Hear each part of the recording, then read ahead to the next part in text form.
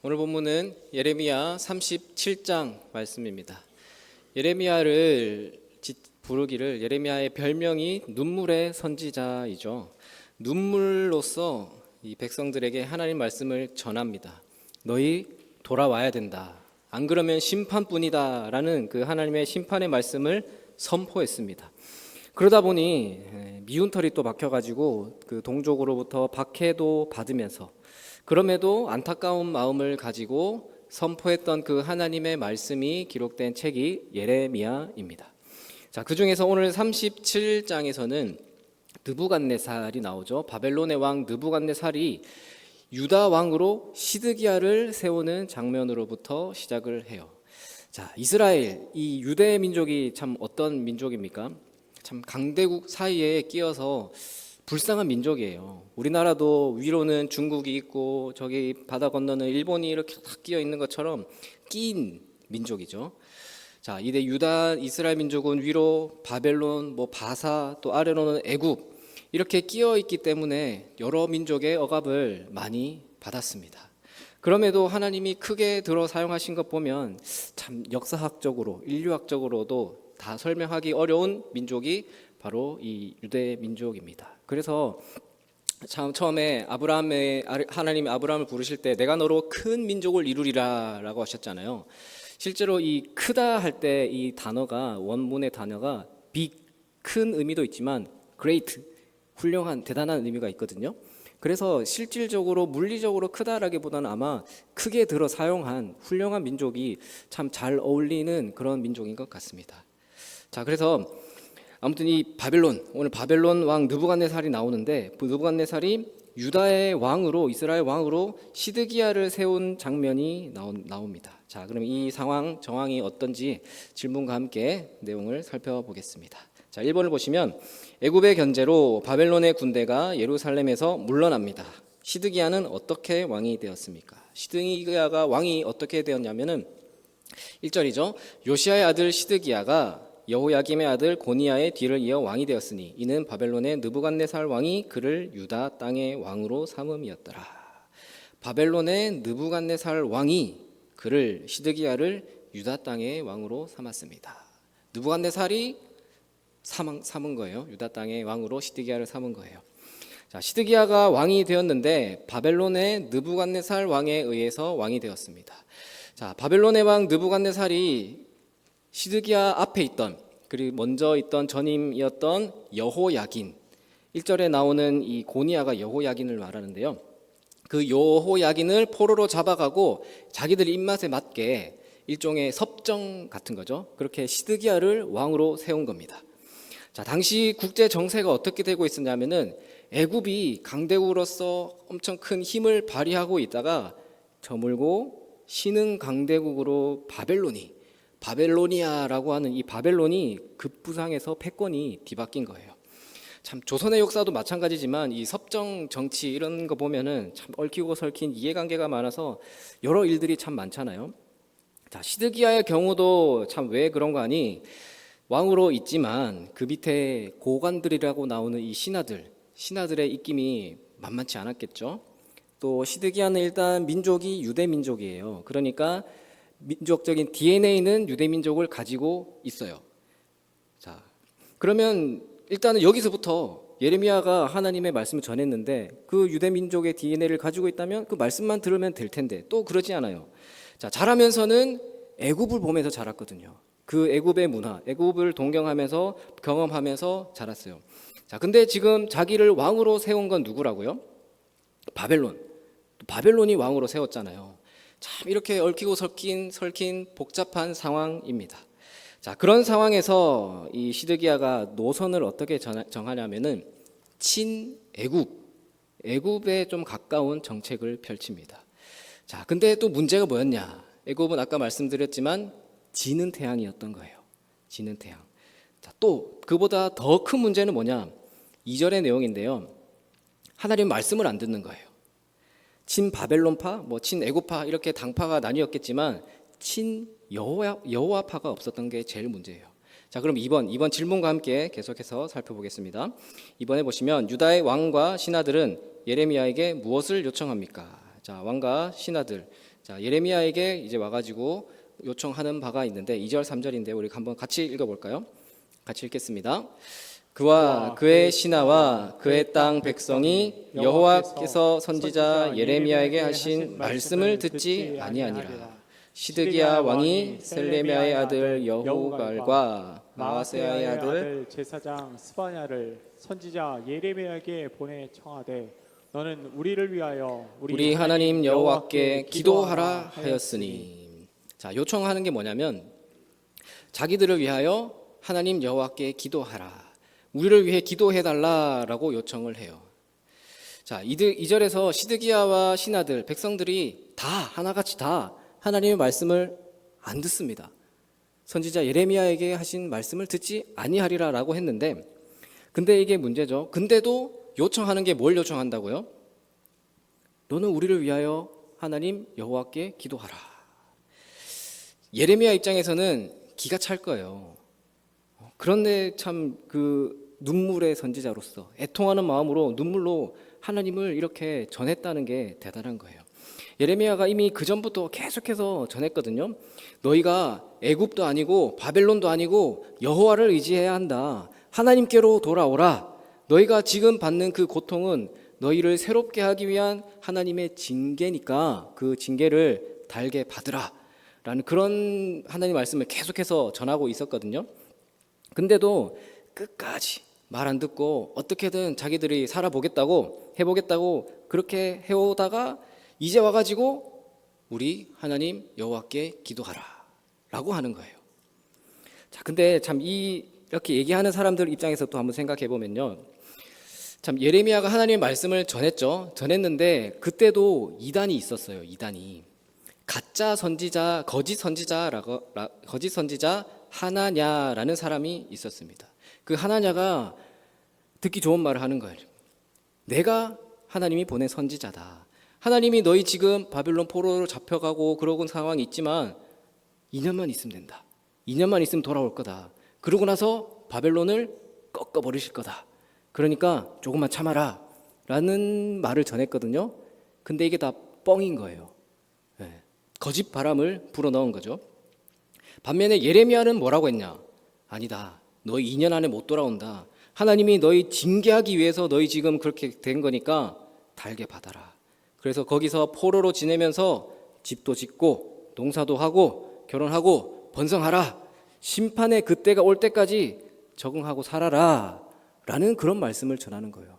앞에 가짜 선지자는 듣기 좋은 말, 이거 이렇게 되면 좋겠다라는 말을 하는데 예레미야는 전혀 희망적인 말을 전하는 게 아니죠. 안 듣고 싶었던 겁니다. 거짓 선지자 이 하나냐의 말이 더 솔깃하고 그 말만을 믿고 싶었던 것이죠. 그래서 예레미야를 통해서 전해진 그 하나님 말씀은 외면당하고 오히려 예레미야는 매국노 같이 그렇게 취급을 당했습니다. 자, 그래놓고서 지금 하는 얘기가 뭐라고요? 아까 3절 마지막에 우리를 위하여 우리 하나님 여호와께 기도하라라는 거죠. 자, 그럼 다시 질문으로 돌아와서요. 이제 3번 내용인데요. 예루살렘에 주둔하고 있던 바벨론의 군대가 물러간다고 돌아간다라고 하는데, 자, 3번을 보시면 바벨론 갈대아인의 군대가 예루살렘에 대한 포위를 풀고 물러난 이유는 무엇입니까? 자, 바벨론이 돌아가는데 그 이유가 무엇이냐? 5절입니다. 5절 우리 함께 읽겠습니다. 바로의 군대가 애굽에서 나오매 예루살렘을 에워쌌던 갈대아인이 그 소문을 듣고 예루살렘에서 떠났더라. 자, 바벨론이 지금 와서 주둔하고 있다가 물러갔어요. 왜 그렇게 갔냐면 바로의 군대가 애굽에서 나오매, 바로 그 이집트 애굽의 군대가 오고 있다는 그 소문을 들은 거예요. 애굽의 군대가 오고 있다는 소문을 들었습니다. 그 소리를 듣고 물러나요. 자, 친애굽의 성향을 가지고 있는 시드기야가 지금 예루살렘에 주둔하고 있는 바벨론을 몰아내려고 요청을 한 거예요. 좀 도움을 요구를 한 거죠. 그러니까 애굽에서 바로의 군대가 출발을 했고 오고 있다라는 소문을 듣고는 후퇴 물러난 겁니다. 자, 문제는 방금 좀 전에 말씀드렸지만 여호와파가 없다라는 게 문제였습니다. 위기 상황이잖아요. 위기 상황인데 어려움에 처해서 도움이 필요한데 그럼 어떻게 해야 됩니까? 하나님을 찾아야죠. 근데 지금 어디 도움을 요청하고 있습니까? 애굽의 군대에게 요청을 하는 게 이게 또 문제입니다. 일단 바벨론 군대가 물러가니까 도움을 요청하기 잘했다, 잘 되겠구나 싶었겠죠. 근데 나중에도 나오지만 바벨론이 다시 쳐들어오고요, 완전히 멸망하게 된다는 그 하나님의 심판의 메시지가 그대로 이루어지게 됩니다. 그러니까 하나님을 의지하지 않고 인간적인 생각의 최후가 어떻게 되는 것인지를 보여주는 것이죠. 나눔 1번입니다. 유다의 왕과 신하들은 하나님의 말씀은 듣지 않으면서 하나님의 도움은 얻고 싶어 했습니다. 순종은 없고 간구만 있는 그릇된 신앙에 빠지지 않으려면 어떤 노력이 필요합니까? 자, 그러니까 어려운 상황, 위기의 상황에서 도움이 필요하다면 우리의 인간적인 생각의 돌파구를 찾기 전에 하나님의 도움을 구해야겠죠. 하다 안 돼서 그제서야 하나님을 찾는 게 아닌 올바른 신앙이, 그거는 올바른 신앙이 아니다라는 말입니다. 자, 나눔 2번입니다. 유다는 하나님의 말씀을 외면하고 외교적 줄타기로 살 길을 도모하다가 결국 패망했습니다. 어려움에 직면했을 때 내가 주로 선택하는 해결 방식은 무엇인지 이야기해 봅시다. 그래서 여러분은 어떻게 하시겠습니까? 지금 이게 문제인데 이것만 해결되면은 급한 불은 끄고 문제 없겠는데 이 줄을 한번 잡아볼까, 저 줄을 한번 잡아볼까 하기 전에 하나님의 도움을 구해야 되겠죠. 그게 시드기야의 모습에서 우리가 반면 교사 삼아야 할 우리의 신앙의 자세라는 겁니다. 2번입니다. 하나님이 유다 멸망을 예고하십니다. 하나님은 이스라엘을 도우러 나온 애굽에 대해 무엇을 말씀하십니까? 우리 7절 말씀 함께 읽겠습니다. 이스라엘의 하나님 여호와께서 이와 같이 말씀하시니라. 너희를 보내어 내게 구하게 한 유다의 왕에게 아뢰라. 너희를 도우려고 나왔던 바로의 군대는 자기 땅 애굽으로 돌아가겠고. 자, 바로의 군대는 자기 땅 애굽으로 돌아가겠다. 애굽에게 무슨 말을 하셨냐면은 바로의 군대는 자기 땅 애굽으로 돌아가겠다. 오고 있다 그랬는데 다시 돌아간다라는 말이죠. 애굽이 유다 왕 이 시드기야 요청에 따라 지원군을 파견하기는 했어요. 근데 그 보호가 영원할 수가 없다라는 겁니다. 애굽은 결코 유다가 온전히 의지할 수 있는 방패 같은 그런 대상이 아니다라는 겁니다. 유다가 온전히 의지하고 방패 삼아야 할 대상은 하나님뿐인 것이죠. 그래서 참 우리도 마찬가지지만 이 땅을 살아가는 인생들, 우리 사람들의 안타까운 게 뭐냐면 전혀 의지를 할 수 없는 것들을 의지한다라는 게 참 안타까운 거예요. 의지할 대상이 아닌데 그거를 의지하고 있는 게 참 안타까운 것이죠. 뭐 돈이 되었든 권력이 되었든 이 땅에서 움켜진 그 어떤 것도 우리가 영원히 의지할 것이 되지 못합니다. 우리 인생이 의지할 수 있는 유일한 소망은 무엇입니까? 예수 그리스도, 우리 하나님은 한 분뿐이다라는 그 내용의 말씀입니다. 자, 2번을 보시면 하나님은 예루살렘 성에 대해 무엇을 말씀하십니까? 예루살렘 성에 대해서는 무엇을 말씀하시냐면은 8절입니다. 갈대아인이 다시 와서 이 성을 쳐서 빼앗아 불사르리라. 갈대아인 이 바벨론이 물러났지만 다시 와서 이 성을 쳐서 빼앗아 불사르리라라고 말씀하십니다. 애굽 군대가 와서 바벨론이 지금 물러나긴 했지만 결국은 예루살렘 성이 어떻게 될 거라고요? 갈대아인이 다시 와서 이 성을 쳐서 빼앗아 불사르리라. 바벨론의 이 느부갓네살 왕은 열국, 이 열방을 심판하시고자 하는 하나님의 계획에 포함된 도구였어요. 하나님이 이 바벨론을 들어서 사용하신 거예요. 심판하시려고요. 그런데 그 심판 계획 안에 이스라엘이라고 유다라고 벗어나겠습니까? 포함되어 있는 거예요. 애굽도 마찬가지고요. 이렇게 분명한 하나님의 뜻이 있음에도 불구하고 그 뜻을 깨닫지 못하고 자기 생각대로 우리의 방식대로 나름대로 전략을 세워봤지만 일시적으로 해결이 되는 것 같아요. 그렇지만 결국은 이게 돌고 돌아서 이렇게 된다는 것이죠. 마치 고장난 걸 수리해야 되는데 고장난 걸 다시 그대로 고장난 걸 떼어가지고 고치는, 결국은 고장나게 되어 있다라는 그런 말입니다. 자, 3번입니다. 유다가 스스로 속인 말은 무엇이고 실제 현실은 무엇입니까? 9절 10절 말씀도 함께 읽어보겠습니다. 여호와께서 이와 같이 말씀하시니라. 너희는 스스로 속여 말하기를 갈대아인이 반드시 우리를 떠나리라 하지 말라. 그들이 떠나지 아니하리라. 가령 너희가 너희를 치는 갈대아인의 온 군대를 쳐서 그 중에 부상자만 남긴다 할지라도 그들이 각기 장막에서 일어나 이 성을 불사르리라. 자, 유다가 스스로 속인 말. 그러니까 위안하는 내용이 뭐냐면 갈대아인이 이 바벨론 애들이 반드시 우리를 떠날 거다. 근데 그들이 떠나지 아니한다라는 게 현실이라는 거예요. 또 이 10절 마지막에 부상자만 남더라도 우리를 멸할 것이다. 부상자들이 남아도 그 부상자만으로도 우리는 당하게 될 거다라는 내용이에요. 그러니까 한마디로 현실을 직시하라라는 거예요. 현실을 직시하라고요. 현실을 직시하라라고 해서 단순히 그냥 객관적인 사실을 그대로 보는 것, 그것을 말하는 것이 아니라 현실을 직시하라는 말은 하나님의 시선으로 그대로 세상을 바라보아라라는 말이에요. 유다가 제 아무리 발버둥을 쳐도 바벨론의 손에서 벗어날 수 없는 이유는 하나님이 유다를 그렇게 심판하시려고 그렇게 결정하셨기 때문입니다. 이게 바로 유다가 바라보아야 할 현실입니다.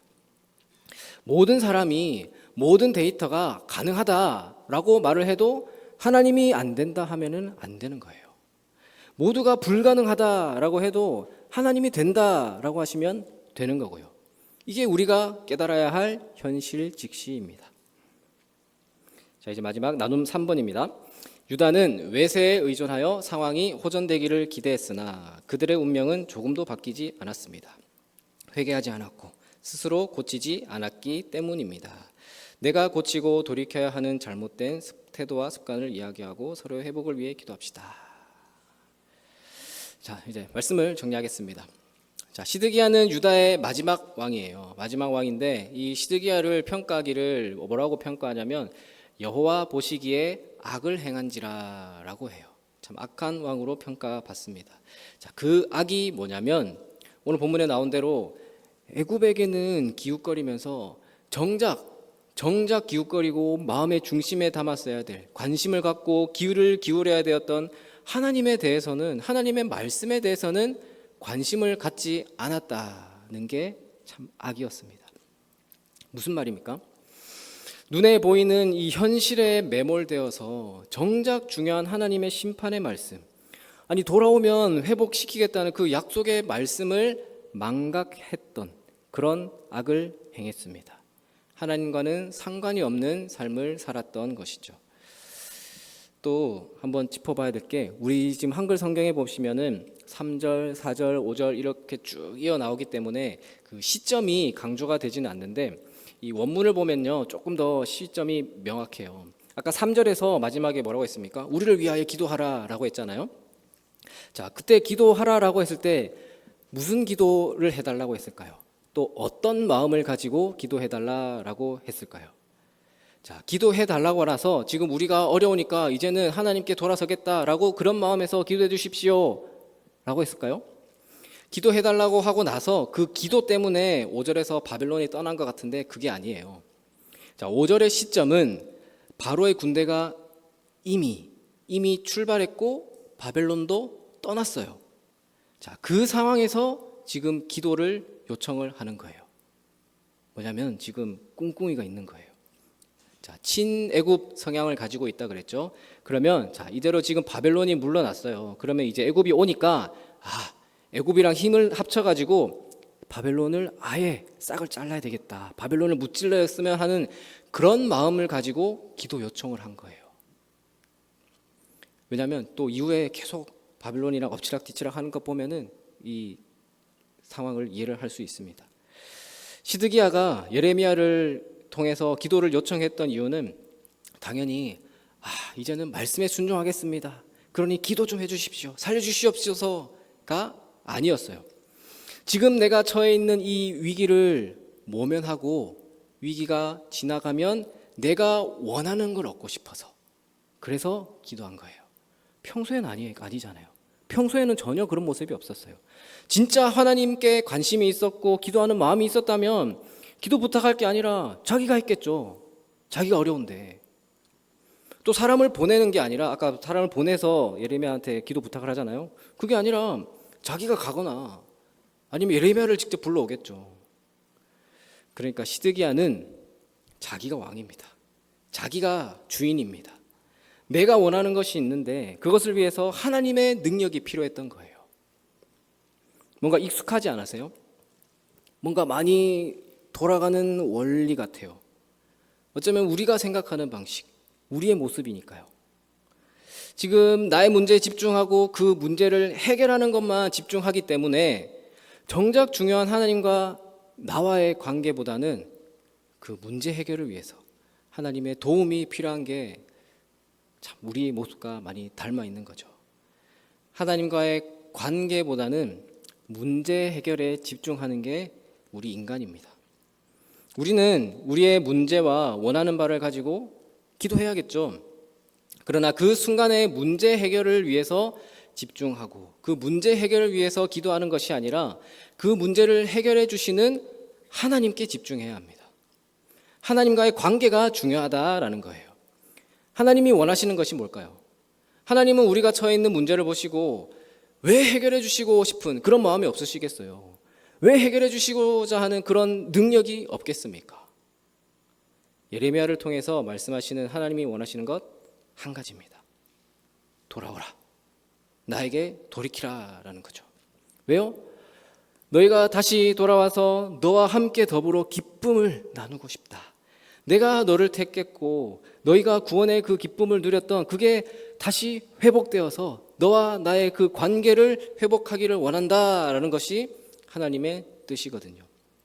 그러나 참 우리 인간이라는 존재는 이 관계보다는 기능에 집중하는 게 인간이죠.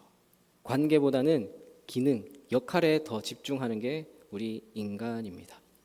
그래서 예레미야가 계속해서 반복하는 돌아오라라는 것의 결론은 하나님과의 관계 회복인 것입니다. 사랑하는 우리 성도 여러분, 여러분들도 다 문제가 있으시죠. 문제가 있을 겁니다. 여러분들이 가지고 있는 그 모든 문제가 기도로부터 시작돼서 하나님과의 관계가 회복되어서 그 시작할 때 했던 그 기도의 문제가 잘 해결되었으면 좋겠어요.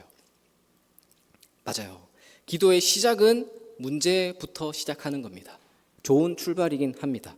근데 그 끝에 가면 뭐가 남아야 되냐면 문제 해결로 끝나는 게 아니라 하나님이 남아야 되는 거고요. 그래서 오늘 제목처럼 우리가 하나님의 말씀에 순종으로 그래야 할 미래는요. 하나님을 더욱더 사랑하고 하나님과 도구로서 하나님이 해주시는 기능으로서가 아니라 하나님과의 관계, 우리와 하나님과의 관계가 회복되어서 하나님을 의지하는 그런 삶을 살아가시는 정말 하나님께 기도로 구하는 여러분들이 다 되시기를 주님의 이름으로 축원합니다.